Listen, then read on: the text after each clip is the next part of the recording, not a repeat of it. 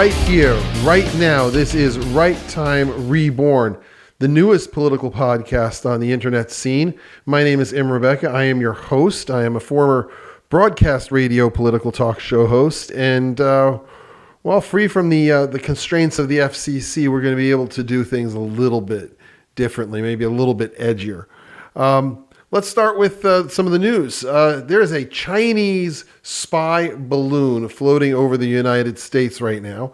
Apparently, it's taking photos of all sorts of sensitive areas of the United States, military installations and so forth. And our esteemed president, Joseph Biden, who is very busy trying to figure out where he put his slippers, his remote control, and his pudding, is doing absolutely nothing about getting rid of this spy balloon. Apparently, the state of Montana, which is where this thing was first spotted, has been begging Joe Biden, absolutely begging him to do something about this Chinese spy balloon and shoot it out of the air. And instead, we're just allowing this thing to float all over the United States like Mary Poppins. Aren't we supposed to have a government that provides for the common defense? The common defense of U.S. citizens, not the common defense of communist mainland China.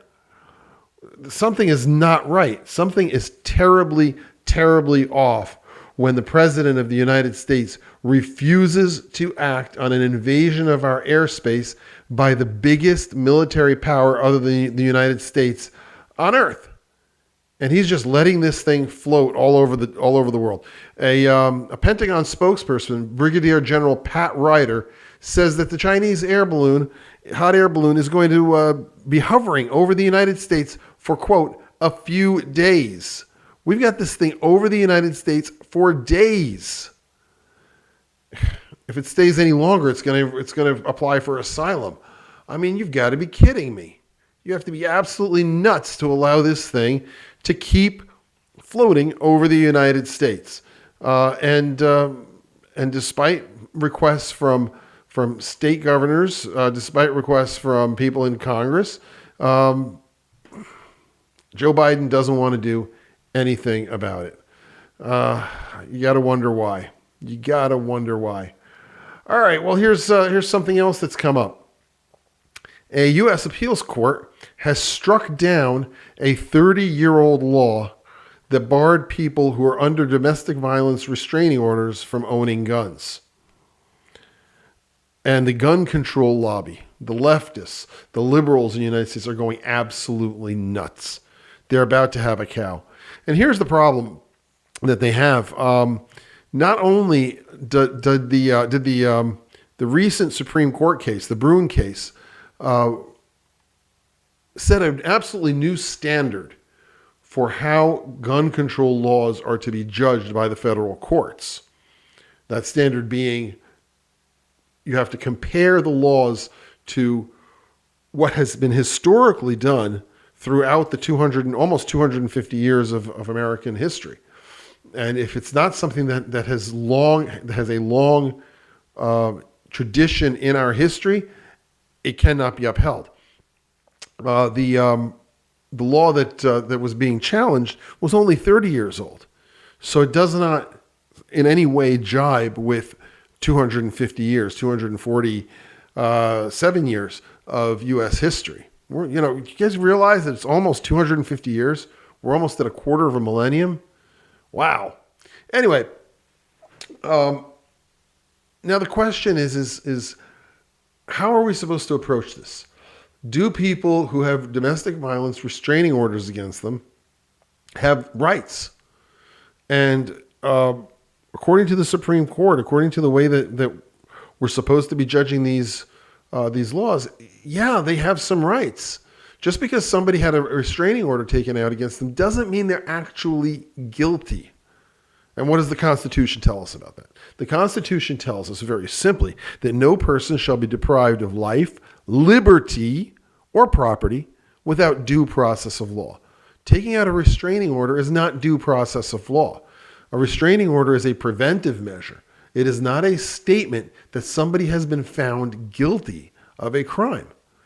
And more often, people are using the legal system, the judicial system, to, how do we put this, to gain an advantage over another person, particularly in divorce cases, in child custody cases, and so forth. Spouses will often make allegations against one another which simply don't have any basis in fact. But because of the way the system is set up in some places, some parts of the country, it's very easy to get a restraining order. And then, lo and behold, somebody who has legal firearms will have them taken away. Well, the appeals court has said, no, that doesn't work. We can't do that. It is not acceptable for courts, for state governments, for the federal government to simply make a presumption that because someone has asked for a restraining order, that person is dangerous. There has to be proof given in a court of law. Now, people on the other side of the issue, they're going to say, well, what if somebody actually is dangerous? Well, we need to keep in mind what the Constitution says about the right to own guns. It says the right to keep and bear arms shall not be infringed. It doesn't say shall not be infringed unless ... It says shall not be infringed, period. So there is a responsibility the government has for keeping people safe. Of course, absolutely. It's one of the primary responsibilities of government.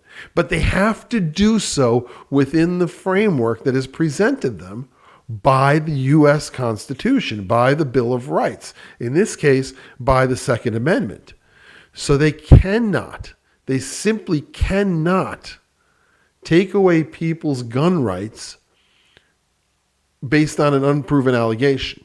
They have to find other ways. They have to be effective in ways which do not compromise the integrity of the Constitution, which do not violate the rights of U.S. citizens.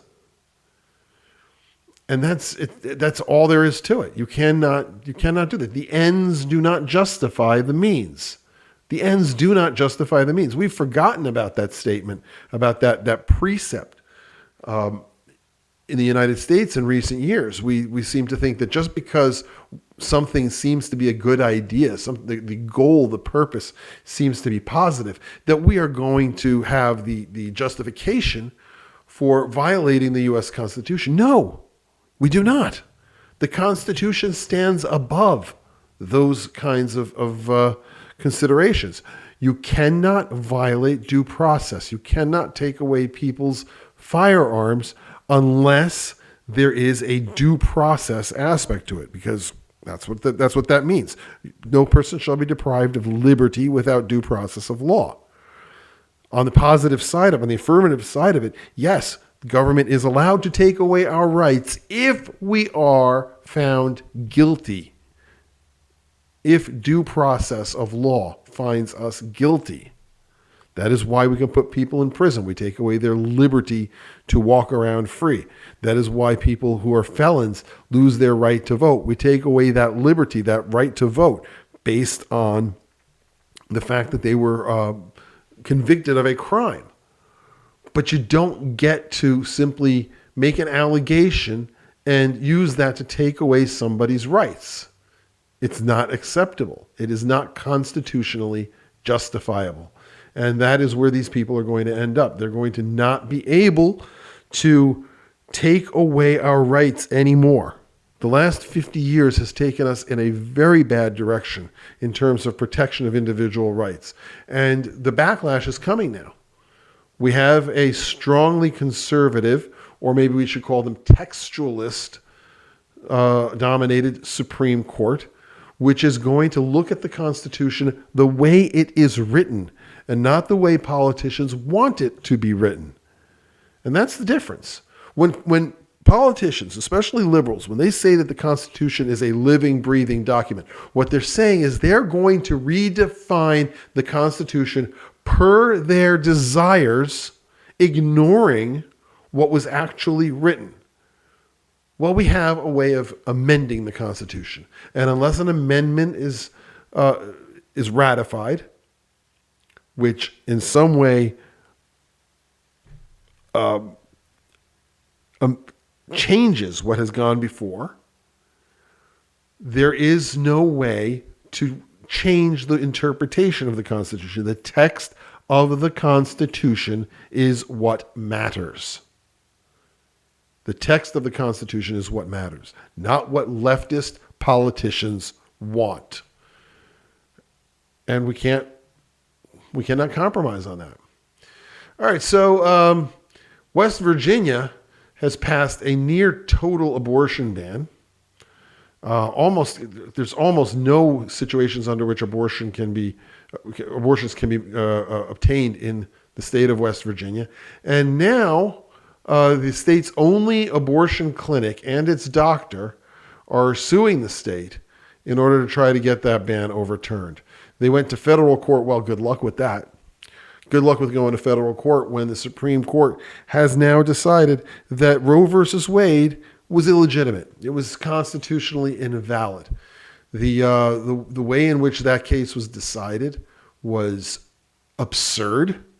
It created standards that had no basis in constitutional law or the legal tradition of our country. And the Supreme Court overturned that. And so now they're going, these doctor and his abortion clinic are trying to sue the state of West Virginia in federal court. But the federal courts are bound, just as they are in the gun case, they are bound hand and foot by the decisions of the Supreme Court. And even if you end up with liberal judges, they have to decide their cases based on what the Supreme Court has handed down to them as precedent. So what is the basis of the lawsuit? Well, this doctor's lawyers are arguing that, interestingly enough, that the clinic and the patient's rights to, quote, due process under the U.S. Constitution are being violated because the state is imposing, quote, irrational barriers to medical treatment. Well, it's not irrational if it's in keeping with the Supreme Court's previous decision, very recent previous decision, which is that the states have the right under the U.S. Constitution to ban abortion. They have that right. They have that power. They are empowered to protect the youngest, weakest, most defenseless of their people. And yes, we are talking about people. Regardless of what the pro-abortion crowd is trying to have us believe, what they're trying to pull the wool over our eyes in order to make us accept the smoke and mirrors arguments that they make. This is a very simple issue. Is a fetus a human being scientifically, biologically, genetically? And every doctor who has expressed an opinion, including doctors who perform abortions, we've got quotes from them. They all say that a human life begins the very moment a sperm cell and an ovum combine to become a new entity. It is genetically unique. It is alive under the tenets of biology, under the conditions that biology presents for determining whether or not something or someone is alive. It is a human life. And from that moment on, he or she morally has the exact same rights as all other human beings. There is no difference between that one cell and a child of 5 and an adult of 18 and an adult of 35 and an adult of 95. They are, legally speaking, the same. There is no difference. This is a very important concept for us to comprehend. And since we have decided as a nation, our Supreme Court has decided that the states have a right to protect those human beings, it is irresponsible of certain states to not protect that human life.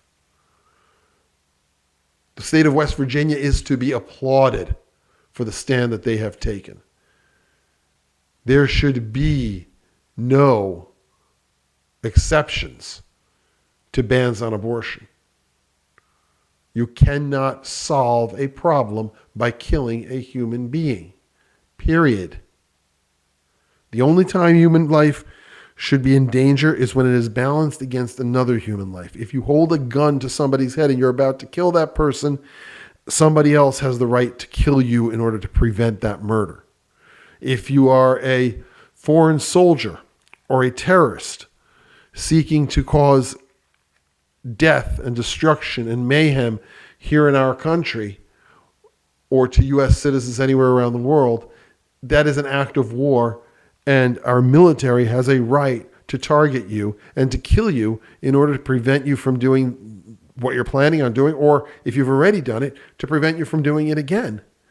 Balancing human life against human life is the only circumstance under which a human life may be taken. It is the only circumstance under which a human life may be taken. And the state of West Virginia is doing exactly what they're supposed to be doing. Well, on to presidential politics. Florida Governor Ron DeSantis is heading to the state of Texas in order to headline some GOP fundraisers. He has not yet declared a candidacy for president. But there's little doubt. There's very little doubt that Governor Ron DeSantis is going to declare at some point that he will run for president. He is so far ahead of any other candidate, including a former president, that for him not to run would be political foolishness. And you can see that he, by what he's doing, you can see that he is running. Now, people will come out and say, well, he's not running for president yet. Well, yeah, no, he is. He's running for president. He hasn't declared a candidacy. But running for president and being a declared candidate are two very different things. Declaring your candidacy is a legal formality, but your actions will determine whether or not you're running. And when a governor who is incredibly popular among the voters of his own party, a governor who has been singularly effective in the last 4 years, when he goes from state to state presenting his views, criticizing the incumbent president who is more than likely going to be the Democrat nominee, and collecting favors from other politicians in states all over the country, yeah, that's a guy who's running. He may not have declared it yet. In fact, he certainly hasn't declared it yet. But he is running. Make no mistake. And the idea that that because he hasn't declared means that he's somehow not running, that's just silly. It's just not the way things work. You know, people forget that up until a couple of presidential elections ago, candidates didn't declare 2 years in advance. They didn't declare a year and a half in advance. They declared a few months ahead of the first caucus and first primary. They didn't declare well in advance of the race. The fact that that one Republican has declared almost 2 years in advance of the race is an outlier in our history. It's just not what was done. And it's probably not good tactics. There are legal reasons why you don't want to declare too early. Because once you've declared, you are bound by federal election law. Until then, there's a whole lot that you can do that federal election law would otherwise limit. So you don't need to declare all that early. And Ron DeSantis is playing this game in a very tactically smart manner. He's being very, very good about this. as he is about responding, or rather not responding, to the insults being lobbed at him by that former president whose name we haven't mentioned. Ron DeSantis, there's a real good chance that he's going to be the GOP nominee. If he is the GOP nominee, he will wipe the floor with Joe Biden. And he will be a very effective, very conservative, very principled president. He may not be as good as Ronald Reagan, but he will be the best we've had since Ronald Reagan by a long shot. And I, for one, cannot wait to see his actual formal campaign for president launch. It's wonderful. When you look at the kind of insults that are being thrown at him, this former president, who shall not be named, said that Ron DeSantis begged me for my endorsement. He had tears running from his eyes. Are you kidding me? Are you kidding me? Ron DeSantis had tears coming from his eyes? No way. That's a flat out lie. There is no way that Ron DeSantis begged for anything. This is a guy who not only is a tough lawyer, but who went out when he was in the Navy as a JAG lawyer. He went out with the Navy SEALs on missions to kill terrorists. He is one of the toughest, in terms of personality and character, one of the toughest people we've seen in politics in a very, very long time. And Ron DeSantis is going to beg? Ron DeSantis is going to cry? Not on your life. No way. That's a complete BS statement. There's just a complete and total lack of honesty in that claim. All right, let's move a little bit down the political ladder to the U.S. Senate. Senator Rick Scott, also from Florida, is not happy. He's not happy that Senator Mitch McConnell, minority leader of the U.S. Senate, has chosen to kick him off the U.S. Senate's Commerce Committee. And apparently, Mitch McConnell did so in a bit of a petty tit-for-tat move, because Rick Scott chose to run against him for minority leader, for the GOP leader in the U.S. Senate.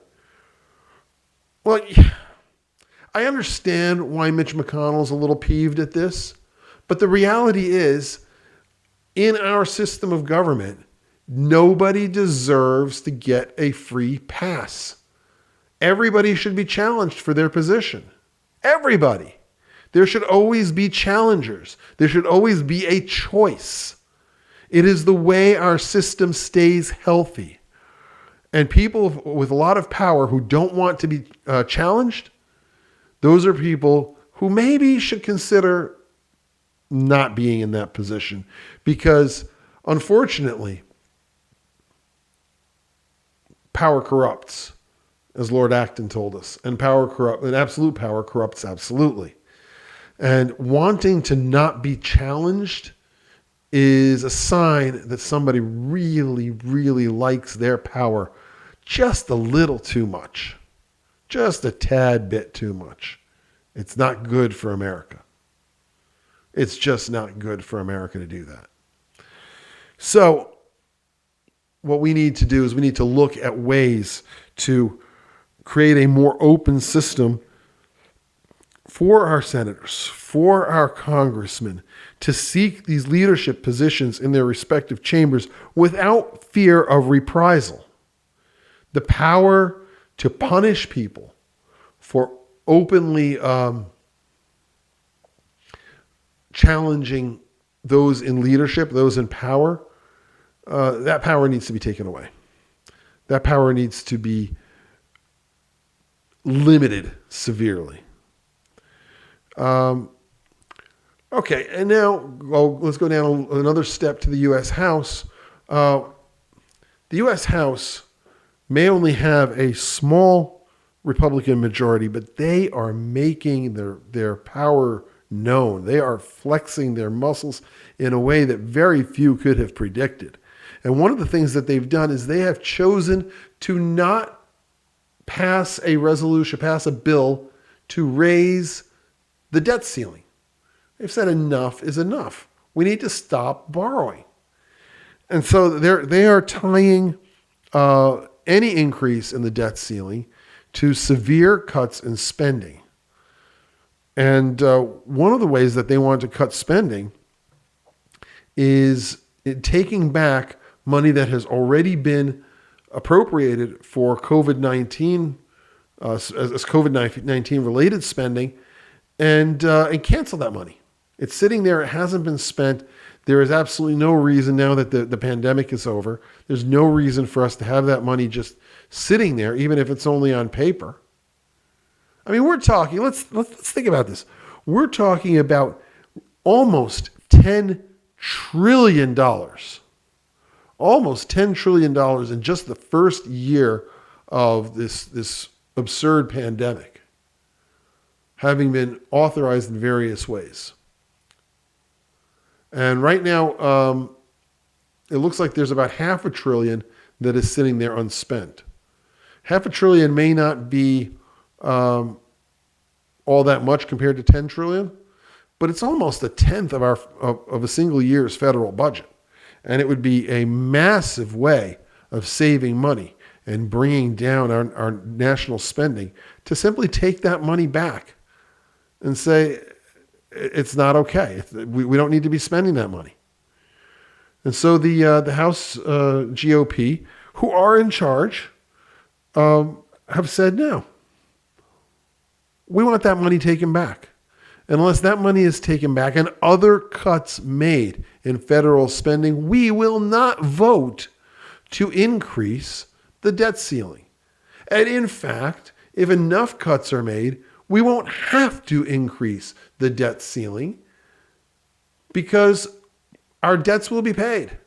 They will be paid through cuts and not through more borrowing and not through increases in taxes and not through fiscal irresponsibility. That's the problem. We have fiscal irresponsibility running rampant through Congress. There's your pandemic. That's what's infected 535 people in the two chambers of Congress. Fiscal irresponsibility is an infection. And the vaccination to it is very simple. Stop spending. Cut back. You know, if we cut our federal budget just 2% every year compared to the previous year, we would be back to about half of our spending in about 25 to 30 years. We could cut it back. And because in 25 or 30 years, the dollar will be worth less because of inflation, which happens whether we've got a good economy or not. In terms of real world dollar value today, it won't be half. It'll be somewhere around 30 to 35%. And that's what we need to do. We need to stop spending. And that's what today's House GOP is flexing its muscles and pushing for. Now, the Democrats, they don't like this. They want to do something different. They just want to keep spending money like drunken sailors. And my apologies to sailors, drunk and otherwise. But that's the old saying, right? Representative Rosa DeLauro of Connecticut, the top Democrat on the Appropriations Committee, has said that negotiating the debt limit is, quote, a non-starter. They won't negotiate. Okay, don't. And watch the government get shut down. You don't realize that you're no longer in a position to dictate. Democrats are no longer in a position to tell people how the government is going to be spending money or anything else. Because without the House, nothing gets done. Some people call that obstructionism. Our founding fathers had a different term for it. Checks and balances. Checks and balances. That is what the government was designed to do. That was how it was designed to operate. People who are in positions of authority, people who are elected to public office, were not supposed to work nicely with one another. They were supposed to impede one another. They were supposed to, here's that word, obstruct one another. The House was supposed to obstruct the Senate. The Senate was supposed to obstruct the House. The two houses of Congress were supposed to obstruct the executive branch. The judicial branch was supposed to obstruct both the legislative branch and the executive branch. The executive branch was supposed to obstruct the legislative branch. The federal government and the state governments were supposed to obstruct each other. Nobody was supposed to have an easy time of increasing government power. It was supposed to be difficult. The various parts of our government were supposed to be impediments to one another. That's not obstructionism. It's not a bug. It's a feature. But the Democrats don't want that. They just want an easy way of spending more money, of accruing more power, of taking away more of our rights. That's what the Democrats want to do to us. And that's just not okay. It's absolutely not okay. And thank heaven that the Republicans in the House have now decided that they are going to demonstrate their power, their ability to obstruct, to impede, to act as checks and balances against the irresponsible and corrupt manner of governance, which we have seen when Joe Biden and the Democrats own the White House and both houses of Congress. Just those few extra votes in the House is saving our country. It's saving our country. Now down to looking at some other things in the House. The Democrats are losing their minds because 3 Democrats have been denied positions on the committees that they wanted to be on. They're absolutely losing their minds that Adam Schiff and Eric Swalwell have been denied positions on the Intelligence Committee because of things that they have done that have endangered the national security of this country. And they're going absolutely ape that Congresswoman Ilhan Omar has been denied a position on the Foreign Affairs Committee. And all that is because of national security issues. Because of the way in which Schiff and Swalwell have irresponsibly handled information which they were exposed to as members of that committee previously. Schiff was the chairman of the committee when the Democrats had control over Congress. And Ilhan Omar is being kept off the Foreign Affairs Committee because of anti-Semitic, anti-Israel remarks that she has said, that she has uttered in the past, and because she has expressed a position on Israel, which is essentially the same as the position of Hamas, a terrorist group. Because of her anti-Israel, pro-Palestinian positions, or pro-Hamas positions to be more precise, she cannot be a member of the Foreign Affairs Committee. Now, the Democrats are up in arms about this. They don't like this at all. They think it's disgusting. Problem is, they set the standard when they decided to keep Marjorie Taylor Greene and Paul Gosar off of committee assignments 2 years ago. They set the standard that the majority party can tell the minority party who can and cannot be given positions on committees. That had never been done before. The Democrats decided that this is the way to handle this. Well, what's sauce for the goose is sauce for the gander. If they get to do it to the Republicans get to do it to them.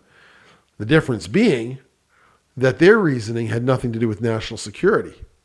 And this absolutely was a national security issue. So because the Democrats have no substantive, objective way of arguing against what the Republicans have done, they're pulling out their old standard go-to move. It's racist. Representative Alexandria Ocasio-Cortez, she of Barista fame, has called this a racist measure. And she says, don't tell me this is about condemnation of anti-Semitic remarks. That's my spot on imitation of AOC. This is about targeting women of color in the United States of America. Shut up. You are so full of it. AOC is full of it. This is a person who is completely unqualified to be in Congress. She doesn't know what she's talking about. She has never made an intellectually honest statement since taking office. She's full of nonsense.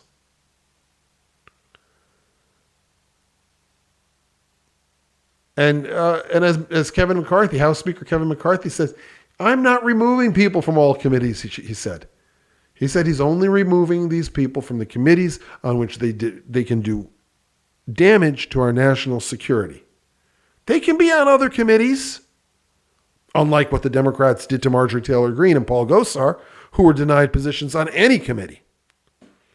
So far, the only person to not have a position on any committee was that guy from Long Island, who, I mean, let's be honest.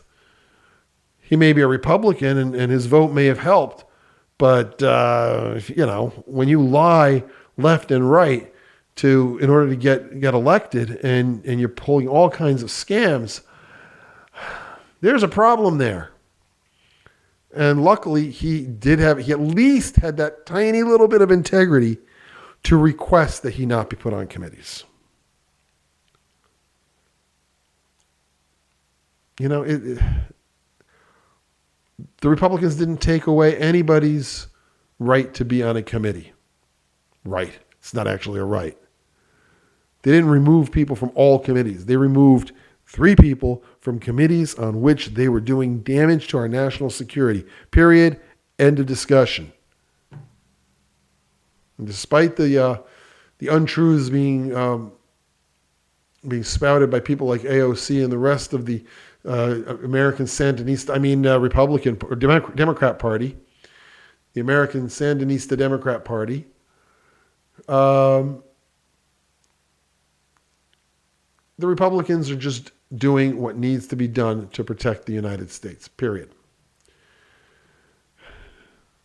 On to one of our favorite states of the Union. Out of 50 states, we seem to have an inordinate amount of political news coming out of the Empire State, New York, my former home state where I grew up, where I left because the Kathy Hochul's and the Andrew Cuomo's and the Elliot Spitzers and the Sheldon Silvers destroyed the economy and took away people's fundamental freedoms. That same pattern of behavior is continuing. Kathy Hochul, governor of the state of New York, she of accidental gubernatorial fame, who came very close to not being reelected in a state that has 3-1, more than 3-1 Republican or Democrat registration. She is coming up with a new plan, which is to force the municipalities to not only allow but mandate affordable housing to the tune of 800,000 new units. 800,000 new units of affordable housing in the Hudson Valley and Long Island. Ironically, much of the Hudson Valley and most of Long Island are conservative strongholds. So she wants to put people in those places that are not conservatives, that are more likely to vote Democrat. But there's a more interesting question here. In a state which has lost hundreds of thousands of people, hundreds of thousands of residents over the last 4 or 5 years, why do you need 800,000 new housing units? Economics will fix affordable housing very quickly because it's a question of supply and demand. As demand for housing decreases because people are leaving the state, the price of housing will go down because there's no choice. It has to go down. It's supply and demand. So why is Kathy Hochul doing this? Why is Kathy Hochul pushing inexorably for the creation of 800,000 new housing units? Why is she doing that? Well, one answer is like I said before. She wants to make sure that that there are more Democrat voters going into Long Island and going into the Hudson Valley, because she doesn't want the Republicans to have any kind of a stronghold anywhere near New York City. That's one answer. The other is that the state of New York is losing population. And so she's trying to create a smokescreen and make it look like there's actually a housing crisis, which can only come if there's an increase in population. So she's trying to create an impression that the state of New York has a burgeoning population, which it does not. It absolutely does not. The state of New York is losing people. The state of New York is, I will repeat, losing people left and right. And not just any people. It's not a random portion of the population. The people who are leaving New York are its tax base. The people who earn good money, the people who can work elsewhere, who don't need to be near New York City, the people who own their own businesses, the people who are normally conservative voters overall, not always, but many of them, most of them. And those people are coming to places like here in Florida. They're going to places like Texas. They're going to places like South Carolina. They're increasing the conservative populations in those states. They're taking away congressional seats from places like New York State. And Kathy Hochul wants to make it look like this isn't happening. She's essentially trying to turn the entire state of New York into a Potemkin village,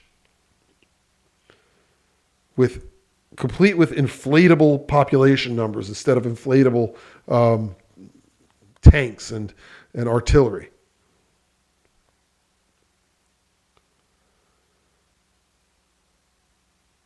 And the reality is people aren't going to be fooled for very long. I think it was Abraham Lincoln who said that you can fool some of the people all the time. You can even fool all of the people some of the time. But you can't fool all of the people all of the time. And even though a huge portion of America's population has become dumbed down because of an intentional re-engineering of our educational system, we are still not so stupid that you can fool all of the people all of the time. Take note of that, Kathy Hochul.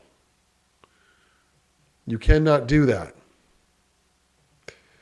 In the state of New Jersey, a few days ago, there was a murder. And that's nothing new for New Jersey. New Jersey is an outlier of New York State. or of New York City, I should say, and southern New Jersey is almost like a suburban area of Philadelphia, and you have murders. It happens. But this was different. New Jersey Councilwoman Eunice Dwumfor, I hope I'm pronouncing that correctly, a councilwoman in Sayreville, New Jersey, was murdered just a few days ago. Councilwoman Dwumfor is unusual in that she is, and I mean that in a statistical sense, in that she is African, or was African American, and a female, but she was also a professional, and she was religious, and she was a conservative Republican. 30 years old, a councilwoman, conservative Republican, younger than what the Democrats want to admit becomes part of the conservative population. One has to wonder. One has to wonder if the fact that she didn't fit that box that the Democrats want to put all African Americans and all women and all young people into, if that had anything to do with it.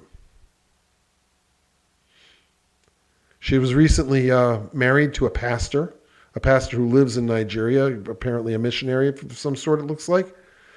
Her campaign manager says, Jesus Christ lit up her life. She was very faithful and driven. She was a shining star. My heart goes out to the family of Councilwoman Dwumfor. They are in my prayers. I ask that they be in your prayers. This is a difficult time for people who are close to her. And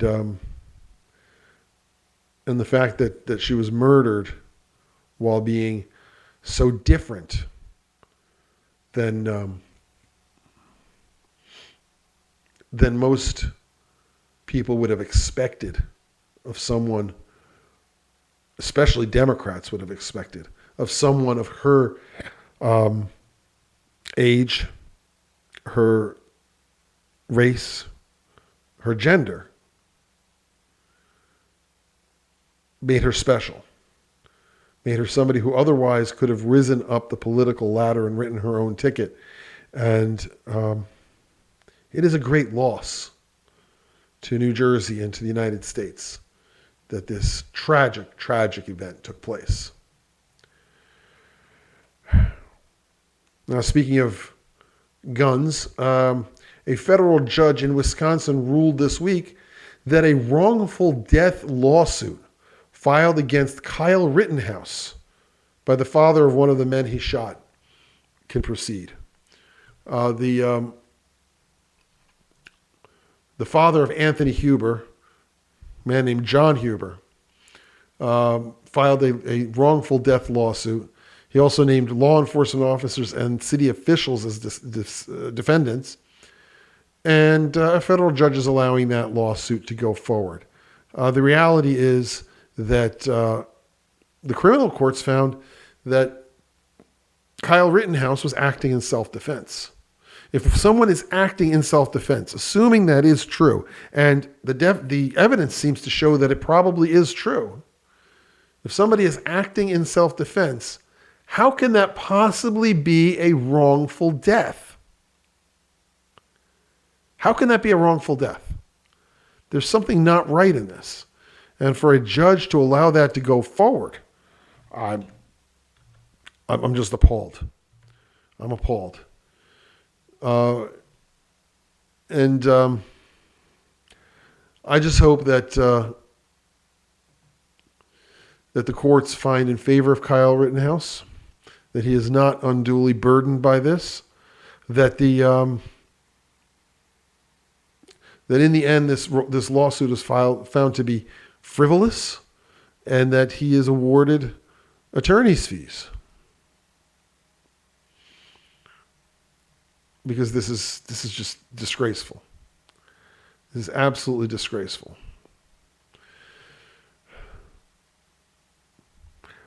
This is just another step by those who want to take away our right to defend ourselves. You cannot do this. You cannot take away people's rights to own guns, to carry guns, to use them in self-defense. Kyle Rittenhouse did nothing wrong. That's what the criminal courts have found. He was a 17-year-old young man who acted in a manner more courageous than most of us would, than most people twice or three times his age would do. He went to defend those who were under assault, under siege by rioters in Kenosha, Wisconsin. Yeah, those rioters were in open insurrection. That is true insurrection, what happened in Kenosha. They were running around, breaking windows, lighting buildings on fire, attacking people, stealing from those stores, acting in a mob mentality of mindless rage. And Kyle Rittenhouse, a young man who was raised apparently to know right from wrong and to stand up for that which is right, for which is unarguably right, went with his firearm to help people who were under attack, under siege. And then when he was attacked by these leftists, these extremists, these people who are acting in a manner which can only be described as irrational at the very least, he defended himself. He had a right to defend himself. And he did so. And because he did so, he is alive today. And because he did so, those who sought to murder him, those who attacked him, those who assaulted him, are not alive. Well, boo-hoo-hoo.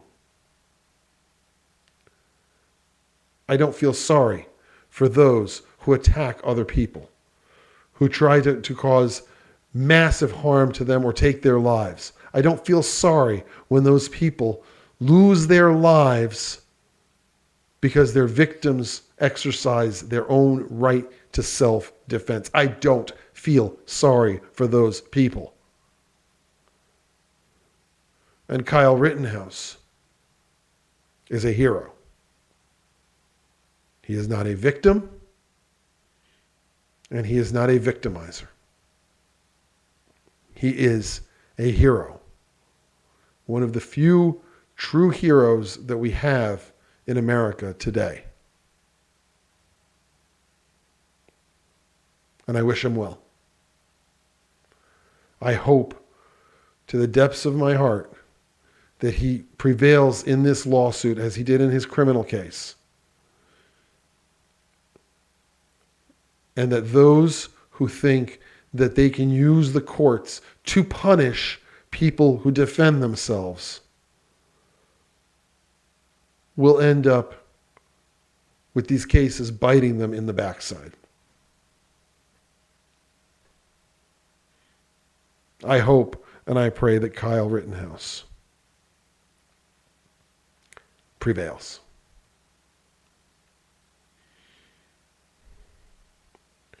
Now, some of you folks used to listen to Right Time Radio back when I was on the air. As I told you last week, I've been off the air for 11 years now.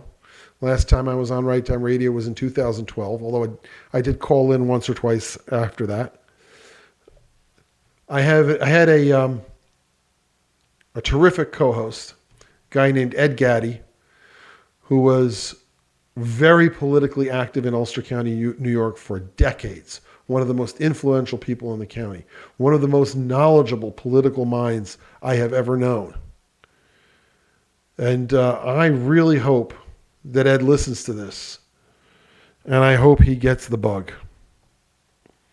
And chooses to come back and do Right Time Reborn with me because we had a good chemistry. We did well. Right Time Radio was, for most of the time that we were on the air, it was the only conservative political talk show on the air between New York City and Albany, New York. That's over a 3-hour driving distance. And there was only one conservative political talk show. And it was on at 6 p.m. on Friday evenings. And we had calls from all over the place. We had people listening to us on the internet. We had one person, one lady, send us an email. And I'll never forget this.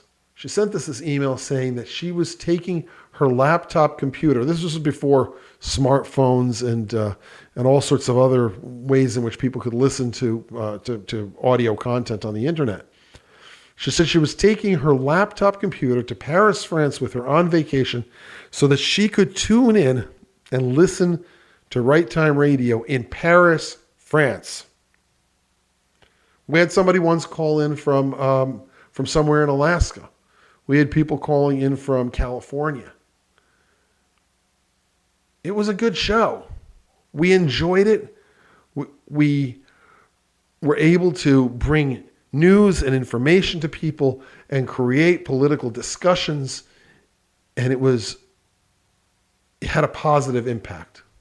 I believe that to the depths of my heart. We had a positive impact.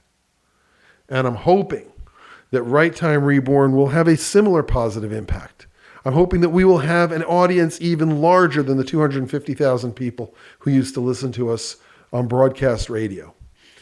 I'm hoping that people will listen, that when we have an ability for them to interact, that they will take advantage of that and send us tweets and emails, and which will come in the next few weeks. I'm hoping that you folks will become a community centered around the truth, centered around the need that we have in America to bring information to one another. The need that we have to understand the nature of the enemies who are trying to take away our freedoms.